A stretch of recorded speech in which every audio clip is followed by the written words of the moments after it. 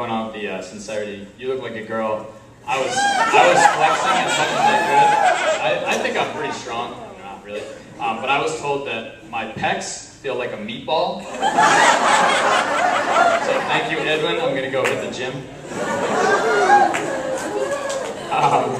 But hi, how you doing, everybody? My name is Steve Cannon. This is my third summer as a counselor here at Camp PALS. And my story is a little bit different than Tim's. I went to high school with Jenny, so again, Jenny gets what Jenny wants, and here I am 4 years later. But Jenny approached me in 2007 and sent me an email one day and just said, you know, I think you'd be great for this camp. I don't know if you've ever thought about it or looked into it, but we would love to have you come by and definitely check it out. And up to that point, I had never really done that much.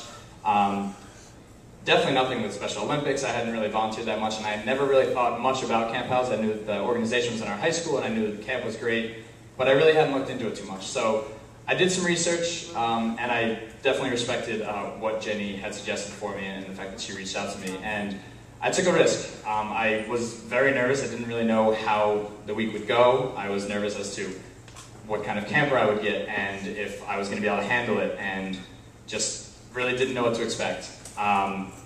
And here I stand 4 years later, thinking that it was really the most rewarding experience that really I've ever had. I was here for 2 years. I was lucky enough to have my buddy John Mattern as a camper for the first 2 years in 07 and 08. And unfortunately last year I had an internship that I wasn't able to make it like Tim. So I came back this year, made sure I was going to be free, and reached out to Jenny and said, Jenny, I don't know what the deal was with John last summer with his counselor, but I want him back.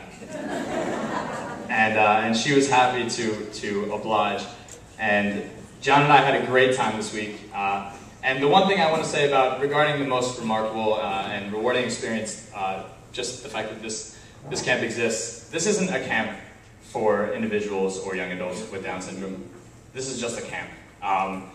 We had the greatest time, and I don't mean to be selfish here, guys, but I think I probably had more fun than all of you. I don't know how many other counselors feel the same way, but I think I had just as much, if not more fun than all the campers here this week. We had an awesome time with all the different activities we did, just joking around, playing. We had a similar experience. We played with a balloon for about 2 hours straight. One balloon. And to many of you, it seems like you would get bored with that, but that was awesome. We played with this balloon and just were laughing around, dancing around, smashing against people's heads. And it was the coolest thing.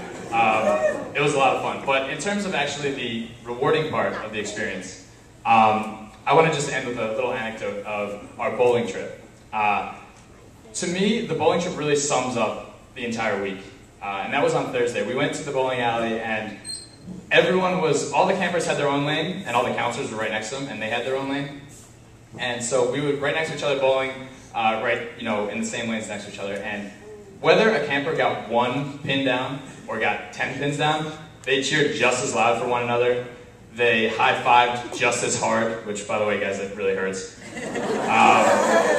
And they were hugging each other, they were jumping up and down, and not just campers with their counselors, but campers with each other, with other counselors, with counselors with counselors. We all got really close this week, and to me that was kind of the metaphor that I take away for life.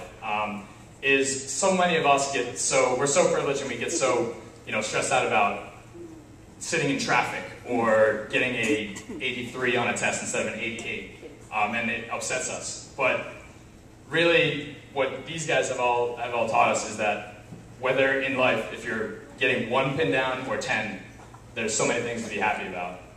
And that's really what that show has. So, I want to thank you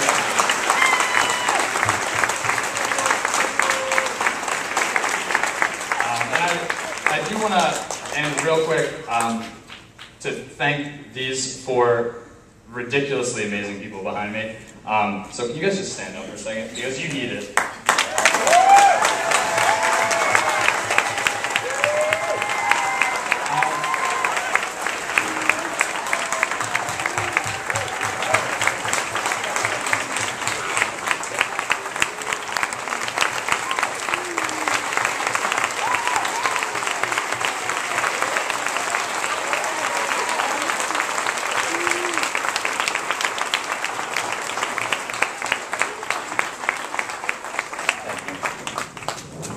Not all of you know this, but at the end of all of our nights, we have a debriefing with the counselors after the campers go to bed, and we sit there and we talk about how the day went, and we talk about how the next day is going to go, and we have question and answer periods. And what they've started doing is they do this thing called gushers, where they hand out a pack. They didn't have gushers this year, but they hand out a pack of fruit snacks, and they gush about certain individuals that did a great job that day, whether it was handling a camper who was upset, or just whatever it was, cleaning up a mess, or dealing with some kind of situation that arose. And they talk about, usually it's about 8 or 9 or 10 people a day, and they give them praise, and they say, great job, thank you so much, and they really call people out individually. But in all of this time, they never once asked, needed, or cared about getting praised themselves. And to me, that's the most amazing thing, because, I mean, just look around. None of this would be possible without them. And obviously, you can say, oh, well, none of this would be possible without the counselors, but really, none of this would be possible without them. So they don't look for praise. They're the 4 most selfless people I've ever met. So I just want to say thank you to you guys, and you guys are awesome.